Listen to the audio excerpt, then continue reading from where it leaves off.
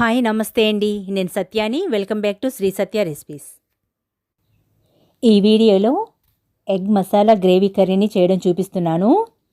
ఈ egg masala gravy కర్రీని రైస్లోకైనా, బిర్యానీలోకైనా, చపాతీలోకైనా, దేనిలోకైనా వేసుకొని తిన్నామంటే చాలా బాగుంటుంది.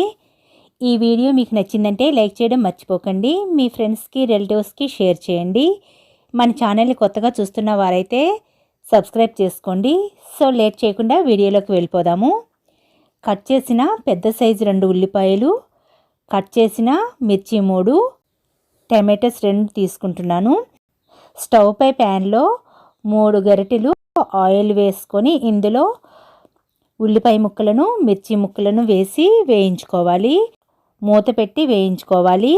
ఇలా కొద్దిగా వేగిన తర్వాత 1 టీ స్పూన్ వరకు సాల్ట్ వేస్తున్నాను. ఇలా సాల్ట్ వేయటం వలన ఉల్లిపాయ ముక్కలు త్వరగా వేగిపోతాయి. మూత పెట్టి వేగనివ్వాలి. హీట్ని లో ఫ్లేమ్లో పెట్టుకొని వేయించుకోవాలి. ఇలా వేగిన తర్వాత గ్రైండ్ చేసిన టమాటో ప్యూరీని వేసి పచ్చివాసన పోయి దగ్గర పడే వరకు వేగనివ్వాలి.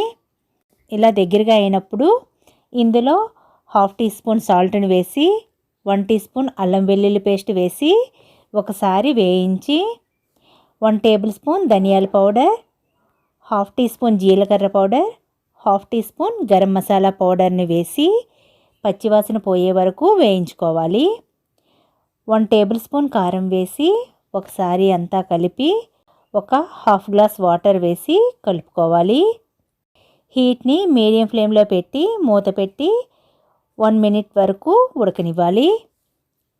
అంతలో పక్క స్టవ్ పై చిన్న మూకిడిలో 1 టేబుల్ స్పూన్ ఆయిల్ వేసి ఒక ఎగ్ను వేసి పొడంగా చేసుకోవాలి.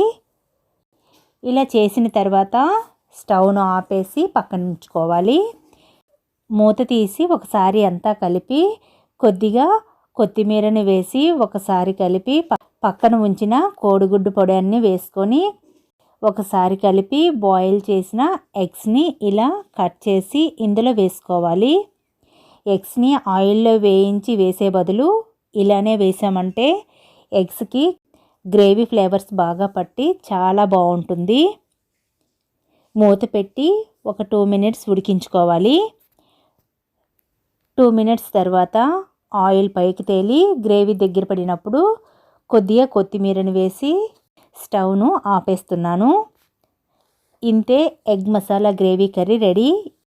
ఈ కర్రీ రైస్లోకైనా, చపాతీలోకైనా, పులావ్లోకైనా వేసుకొని తిన్నామంటే చాలా బాగుంటుంది. ఇలా ఈ కర్రీని ట్రై చేసి చూడండి. చాలా అంటే చాలా బాగుంటుంది. సో ఈ వీడియో మీకు నచ్చింది అంటే లైక్ చేయడం మర్చిపోకండి. మీ ఫ్రెండ్స్కి, రిలేటివ్స్కి షేర్ చేయండి. మన ఛానల్ని కొత్తగా చూస్తున్న వారైతే సబ్స్క్రైబ్ చేసుకోండి. Thanks for watching Sri Satya recipes.